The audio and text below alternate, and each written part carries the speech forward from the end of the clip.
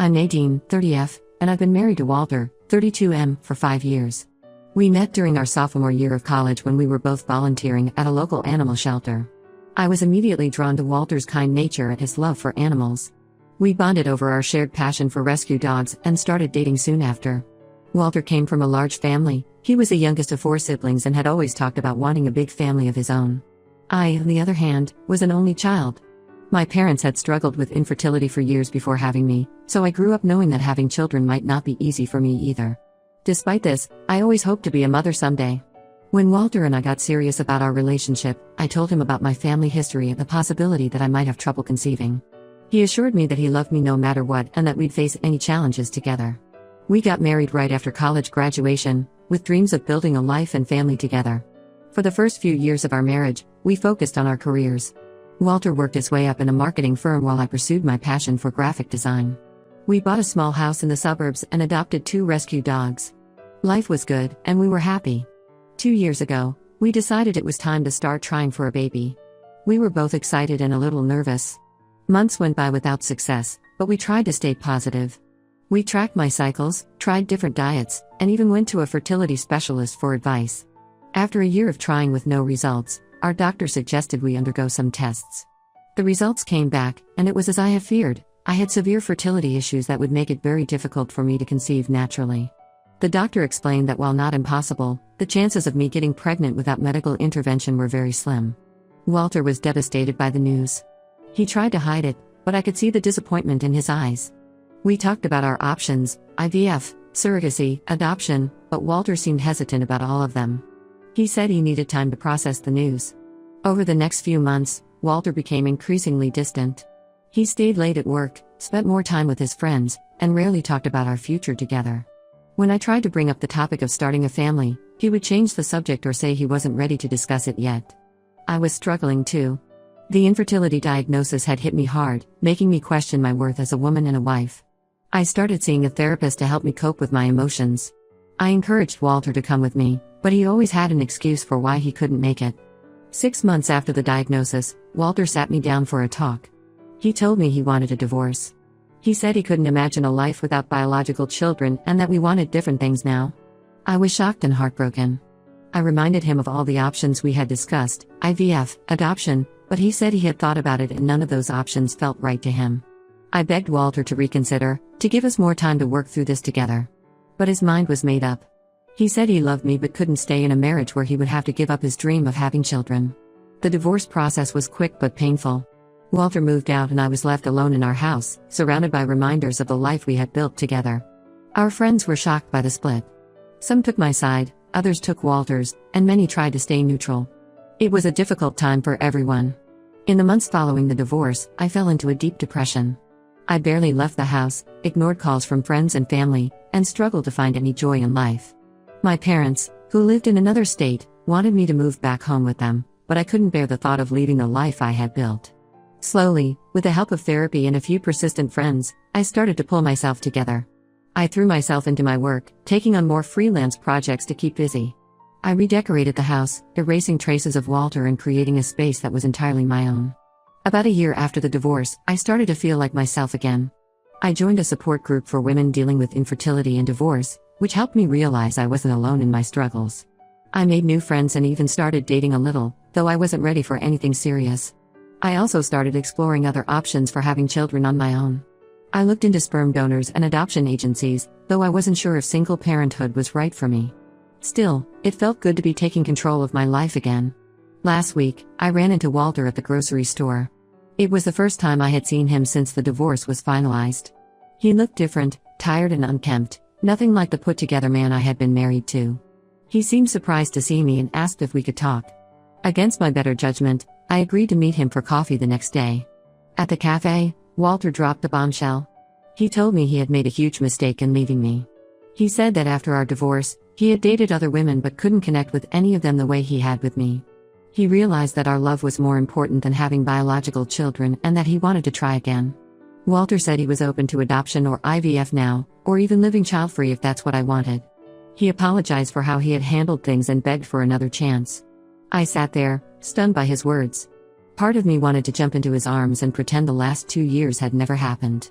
But a bigger part remembered the pain and loneliness I had gone through, the way Walter had abandoned me when I needed him most. I told Walter I needed time to think and left the cafe. Now I'm torn about what to do. I still love Walter. You don't just stop loving someone you spent a decade with. But I don't know if I can trust him not to leave again if things get tough. And I'm not sure I want kids anymore. The whole experience has changed how I feel about parenthood. I've come to terms with my infertility and I'm not sure I want to go through the emotional and physical stress of IVF or adoption. My friends are split on what I should do. Some think I should give Walter another chance, that true love is worth fighting for. Others say I'd be crazy to take him back after how he treated me.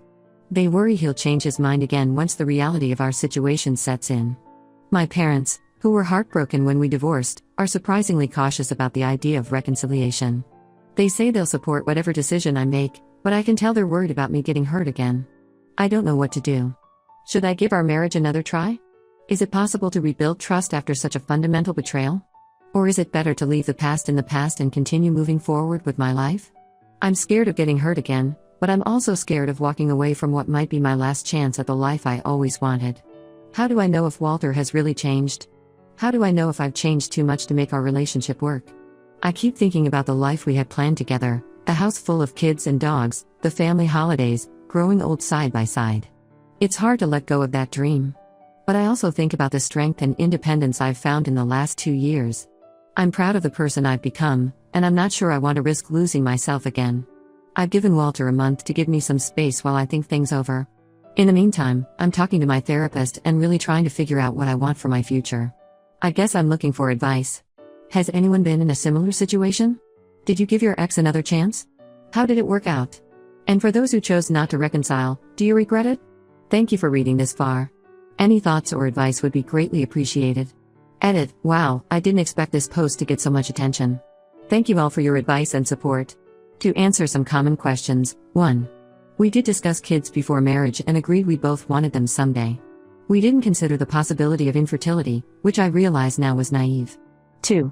Walter never cheated on me as far as I know. The issue was purely about having kids. 3. I'm in therapy and it's helping me process everything. 4. I haven't given Walter an answer yet. I told him I need time to think things through. I'll post an update once I've made a decision. Thanks again, everyone. Update 1. It's been a whirlwind few weeks since my last post. I want to thank everyone for their advice and support. Reading through your comments helped me gain perspective on my situation. After a lot of thinking and talking with my therapist, I decided to hear Walter out. We agreed to meet for dinner at a neutral location, a new restaurant in town that neither of us had been to before. The conversation was long and emotional. Walter started by apologizing again for how he handled things. He admitted that he panicked when we got the infertility diagnosis. He said he had always imagined having biological children and couldn't see any other way to have a family. He acknowledged that he had been selfish and short-sighted. Walter told me about his life since our divorce.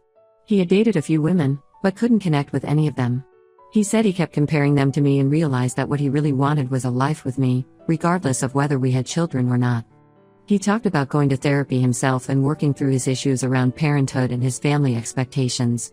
Walter comes from a large family where having children is seen as a given. He said he had to confront his own beliefs and assumptions about what makes a family. I asked him pointed questions about what would happen if we tried IVF, and it didn't work, or if we started the adoption process and hit roadblocks. I needed to know if he would leave again when things got tough. Walter swore he was committed this time, no matter what. He said the time apart had made him realize that I was more important to him than having biological children. He even suggested we could be happy without kids if that's what I wanted. I was starting to soften towards him. It seemed like he had really done some soul-searching and grown as a person. But then he dropped a bombshell that changed everything. Walter confessed that shortly after our divorce, he had a one-night stand with a woman he met at a bar. It was a rebound thing, he said, a mistake made in a moment of weakness. But that wasn't the worst part. The woman got pregnant and decided to keep the baby. She's due in 2 months. I was floored. All this time, Walter had been telling me how much he regretted leaving me, how he realized kids weren't everything, and he had a baby on the way with someone else. The irony was almost too much to bear. Walter swears it was a mistake and that he has no romantic feelings for this woman. He says he'll support the child financially but doesn't want to be involved in its life. He claims he only told me because he wanted to be completely honest this time around. I'm reeling from this news. On one hand, I appreciate Walter's honesty. He didn't have to tell me about the baby. I probably never would have found out if he hadn't. And I can understand how it happened. We were both in a bad place after the divorce. But on the other hand, I feel betrayed all over again. The idea of Walter having a child with someone else, when that's the whole reason he left me, is almost too much to bear. And the thought of him abandoning his child doesn't sit well with me either. It's not the child's fault how it was conceived. I told Walter I needed space to process this new information. He respected that and hasn't contacted me since our dinner. Now I'm more confused than ever. Part of me still loves Walter and wants to believe we can work things out. I can see that he's changed and grown. But another part feels like this baby changes everything. How can I trust that Walter won't change his mind again once his child is born? And could I handle being a stepmother to the child that resulted from Walter leaving me? My friends are now unanimously against me getting back with Walter. They say he's proven himself untrustworthy and that I deserve better. They worry that I'll always be wondering if he's truly happy with me or if he resents me for keeping him from his child. My parents, who were cautiously optimistic about reconciliation before, are now firmly in the move-on camp. They say Walter has shown his true colors and that I shouldn't waste any more time on him. I'm torn between my head and my heart. My head says to cut my losses and move on for good. There's too much baggage, too much hurt. But my heart still yearns for the life we planned together. I still love Walter, despite everything. I'm scared of getting hurt again, but I'm also scared of walking away from my chance at happiness. What if Walter really has changed? What if this could be our second chance at the life we always wanted? But then I think about the baby. Could I really ask Walter to abandon his child? And if he did stay involved in the child's life, could I handle being a stepmother under these circumstances? Would I always resent the child for being the baby I couldn't give Walter? I don't know what to do. Should I give Walter another chance, knowing he'll soon be a father to another woman's child? Or should I accept that too much has happened and it's time to let go for good? I'm considering asking Walter to go to couples counseling with me if I decide to give our relationship another try. But I'm not sure if that's just prolonging the inevitable. I'd appreciate any advice or perspectives you can offer. Has anyone been in a similar situation? How did you handle it? Thank you all for your support and advice. It means more than you know. Update 2. I've been putting off this update because I'm still processing everything that's happened. But I owe you all an explanation, so here goes. After much soul-searching and many sessions with my therapist, I decided to give Walter another chance. We started couples counseling and we're slowly rebuilding our relationship. It was hard work, but I felt like we were making progress. We talked through our issues, my feelings of abandonment, his fears about parenthood, our different visions for the future. We worked on communication and rebuilding trust. Walter was attentive and patient, really putting in the effort to show me he had changed. I even started to come around to the idea of being involved in Walter's child's life. We talked about what that might look like, how we would explain our complicated situation to the child when they were older, how we would co-parent with the mother.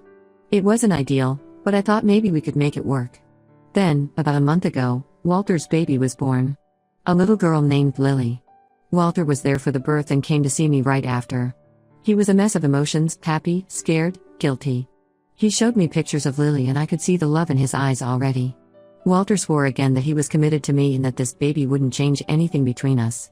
He said he wanted to be involved in Lily's life but that I was his priority. We talked about slowly introducing me as a stepmother figure once things settled down. I tried to be supportive. I really did.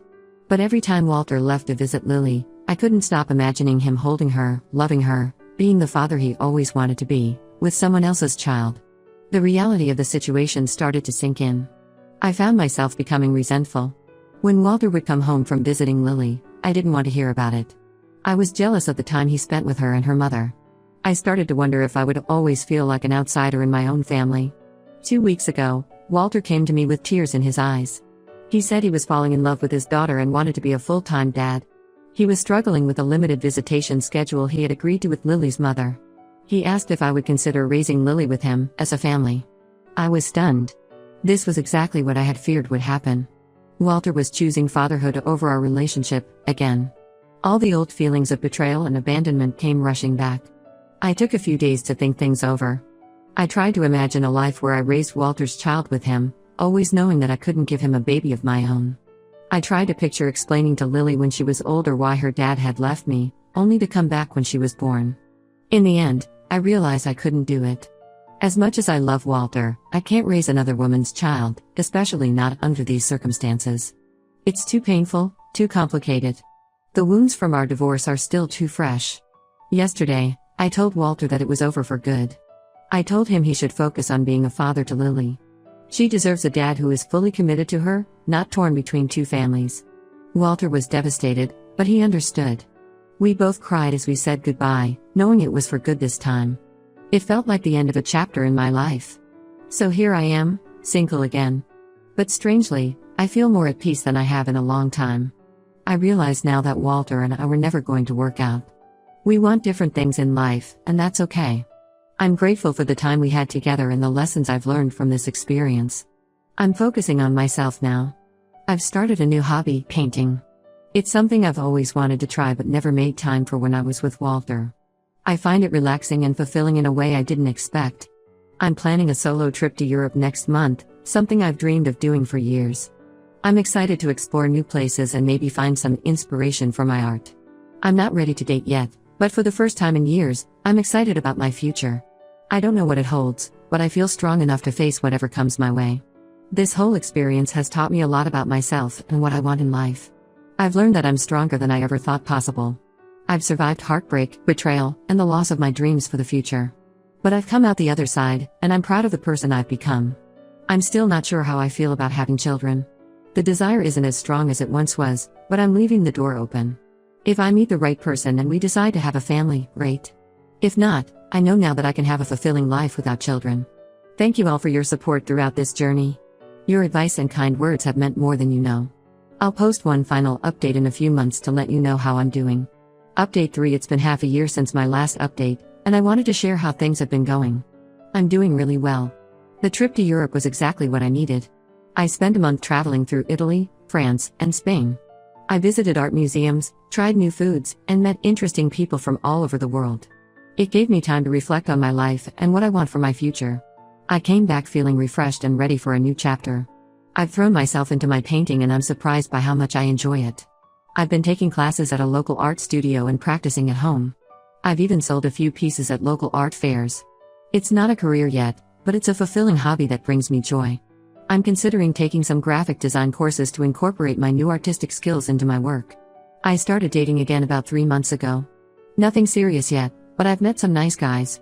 I'm taking things slow and being upfront about my past and my uncertainty about having kids. It's been refreshing to date without the pressure of rushing towards marriage and children. I'm enjoying getting to know people without any expectations.